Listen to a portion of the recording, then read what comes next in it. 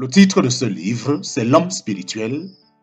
Nous sommes à la deuxième partie du second préface de ce livre. Il est écrit par le bien-aimé frère Watchman Nee.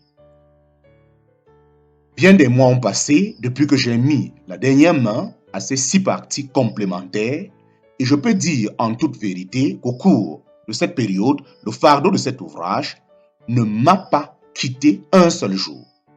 Je n'ai jamais cessé d'être attaqué et mis à mal par les forces adverses. Dieu merci, jusqu'ici sa grâce m'a soutenu. Il m'a plus d'une fois semblé que jamais je ne pourrais mener à bien ce que j'avais entrepris. Tant était lourde la pression sur mon esprit et peu encourageante la pauvre vitalité de mon corps affaibli. J'en suis venu à désespérer même de la vie.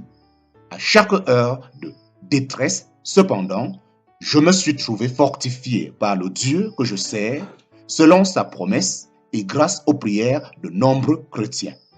Aujourd'hui, la tâche est terminée, je suis déchargé de mon fardeau. Mon esprit et ma prière accompagnent désormais la diffusion de cet ouvrage. Mes frères, il est de bonne politique pour un auteur de ne pas montrer trop d'enthousiasme pour ses œuvres. Néanmoins, je vais maintenant faire fi de cette modestie de convention. Ce n'est pas comme acteur du livre que je m'y résous. C'est à cause de la vérité qui s'y trouve déposée. S'il avait été écrit par quelqu'un d'autre, je me sentirais plus libre d'attirer sur son contenu l'attention du peuple de Dieu et je dois vous demander pardon de prendre position à côté de moi-même. Je connais l'importance de cette vérité et selon la connaissance la plus sûre que j'ai de la volonté de Dieu, je sais qu'elle répond à un urgent besoin de l'Église du temps présent. Je sais qu'elle répond à un urgent besoin de l'Église du temps présent. Que je me trompe ou non, il y a une chose dont je suis certain. Je n'ai pas eu la moindre inclination à assumer cette responsabilité. J'ai écrit uniquement parce que j'en ai reçu mandat du Seigneur. Les vérités exposées ne sont pas les miennes. Je les ai reçues de Dieu qui m'a richement béni personnellement au cours de ce travail. J'aimerais que mes lecteurs comprennent sans équivoque possible que ce livre ne peut en aucune façon être considéré comme un traité théorique de vie spirituelle et de tactique de combat. Je peux attester que je n'ai pas appris ces choses sans beaucoup d'épreuves et de défaites. Je peux presque dire que chacune de ces leçons a été marquée au fer rouge de l'adversité. Et ces mots ne sont pas employés à la légère. Ils montent des profondeurs de mon âme. Dieu sait d'où elles ont surgi, ces vérités. Dans la présentation de la matière, je n'ai pas essayé de grouper des sujets similaires ou corrélatifs. Je les ai simplement mentionnés selon les besoins. En raison de leur extrême importance, j'ai touché plusieurs fois à telle et telle vérité pour mieux les graver dans le souvenir de ceux qui les rencontrent. La vérité doit être répétée pour pouvoir être retenue et elle doit être revue pour pouvoir être apprise. C'est pourquoi la parole de l'Éternel sera précepte sur précepte, précepte sur précepte, règle sur règle, règle sur règle. En parenthèse, Ésaïe chapitre 28, verset 13. Le lecteur se heurtera à plus d'une contradiction. Je m'en rends compte. En réalité, ce ne sont pas des vraies contradictions. Parce que les sujets traités sont du domaine spirituel, ces inconséquences ne sont qu'apparentes. Elles s'harmonisent parfaitement dans l'expérience. Comme il y a effectivement des passages qui sont un défi à l'intelligence, ma requête est que vous fassiez de votre mieux pour comprendre. Si quelqu'un tient à me trouver en faute, il peut certainement lire dans ces pages quelque chose que je n'ai pas voulu y mettre. Je me rends d'ailleurs bien compte que seule une catégorie de personnes comprendra vraiment ce livre. Mon dessein fondamental a été de pourvoir aux besoins de nombreux croyants. Il est clair que ceux-là seuls qui sont conscients de leurs besoins apprécieront l'ouvrage. Ils y trouveront de nombreuses lignes directrices pour leur développement spirituel. D'autres ne verront dans ces vérités que des notions idéales ou les critiqueront comme étrangères à la réalité. La compréhension de ce qu'on lira sera proportionnelle aux besoins profonds du chrétien. Celui qui s'estime personnellement à l'abri du besoin ne trouvera dans ces pages la solution d'aucun problème. Il y a d'autres pièges à éviter. Plus une vérité est profonde, plus il est facile qu'elle ne devienne que théorique. Sans rechercher la participation active du Saint-Esprit, personne ne peut parvenir à la vérité profonde. Certains investigateurs ne manqueront pas de trouver ces principes illusoires. Qu'on prenne donc garde de ne pas accueillir les enseignements par l'intelligence naturelle, car la séduction qui vient de la chair et de l'esprit du mal ne ferait que se développer. Prenons garde aussi de ne pas nous laisser absorber par notre propre état. Il est de la plus haute importance de ne jamais s'analyser soi-même. En lisant un tel traité, vous pouvez inconsciemment vous livrer à un examen exagéré de votre propre état. Explorons vos pensées, analysant vos sentiments et les mouvements de votre homme intérieur. Cette introspection peut aboutir à beaucoup de progrès apparents, mais elle est improductive et rend le traitement de la vie propre beaucoup plus difficile. Beaucoup plus difficile, vous y perdrez. D'ailleurs, votre paix, vous y perdrez.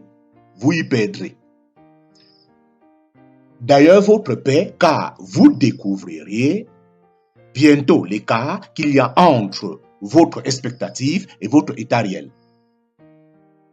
L'introspection est une des principales causes de la stagnation. Nous sommes délivrés de la vie propre dans la mesure où nous détournons les yeux de nous-mêmes pour les porter sur le Seigneur. C'est imiter l'œuvre parfaite de notre Seigneur Jésus que nous reposons, et non sur notre expérience toujours mouvante. Quelques remarques encore sur un sujet assez controversé, celui des manifestations surnaturelles. Nous ne croyons pas qu'il faille nécessairement leur résister, mais j'insiste sur la nécessité de rester sur la réserve tant qu'on n'a pas acquis la certitude qu'une telle manifestation est d'origine divine. Je suis convaincu que de nombreuses expériences de cette sorte sont de Dieu. J'ai été le témoin d'un grand nombre d'entre elles. Je dois cependant reconnaître qu'à l'heure actuelle, de nombreux phénomènes surnaturels sont trompeurs et décevants. Je n'ai pas la moindre intention de convaincre qui que ce soit de refuser tout ce qui est surnaturel. Ce que je souligne dans ce livre, ce sont les principes fondamentaux qui différencient ces deux types de manifestations. Ce que je souligne dans ce livre, ce sont des principes fondamentaux qui différencient ces deux types de manifestations. Quand un croyant est mis en face d'un phénomène surnaturel, il devrait, avant de l'accepter ou de le rejeter, l'examiner soigneusement d'après les principes révélés dans la Bible. Une dernière observation au sujet de la vie de l'âme. J'ai la conviction que la plupart des chrétiens sous ce rapport vont d'un extrême à l'autre. On admet que les individus qui sont facilement émus ou excités sont des psychiques et l'on est porté à regarder comme spirituels ceux qui sont plus réfléchis. Mais le fait de pencher du côté de la raison ne veut pas du tout dire qu'on soit spirituel. Il faut se garder des erreurs de jugement qui dérivent d'une vue aussi sommaire. Elles peuvent avoir de néfastes conséquences. Sans prendre des précautions exagérées, nous nous souviendrons que l'excitation de l'âme, si elle exprime le sentiment de l'esprit, a une très grande valeur. Et qu'inversement, la pensée de l'âme, si elle révèle une appréciation de l'esprit, peut être très instructive. Il y a quelque chose, enfin, que je tiens à préciser au sujet de la 10e et dernière partie. La santé précaire et le corps fragile qui me sont échus en partage semblent me disqualifier complètement pour le traitement d'un tel sujet. Cependant, cette débilité même me vaut peut-être, au contraire, une intuition plus sûre puisque j'ai plus de faiblesse, plus de maladie et plus de souffrance que la plupart de mes semblables. Dans des situations sans nombre, le courage a failli me marquer, mais Dieu soit béni, j'ai pu traiter jusqu'au bout cet important sujet. Ce que je souhaite, c'est que ceux qui retrouveront dans ces pages des réminiscences de leur propre expérience acceptent ce que j'ai écrit sur nos tentes terrestres comme une lumière qui a jailli des ténèbres que j'ai traversées. Chacun le sait, innombrables sont les controverses auxquelles a donné lieu la guérison divine.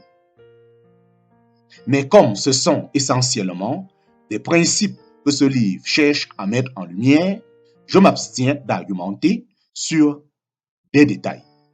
Ce que je souhaite à mes lecteurs, c'est que dans tous les phénomènes touchant à la maladie, ils sachent discerner ce qui vient de Dieu et ce qui est une émanation de la vie propre. Il y a bien des lacunes dans mon œuvre, mais j'ai fait de mon mieux et ce que j'ai mis sur le papier, je le présente à la conscience des enfants de Dieu. À eux de l'examiner et de tirer leurs conclusions. Et ce que je demande à Dieu, c'est qu'il me conduise moi-même dans la réalité de ce message. Votre bien-aimé frère, Watchman Né.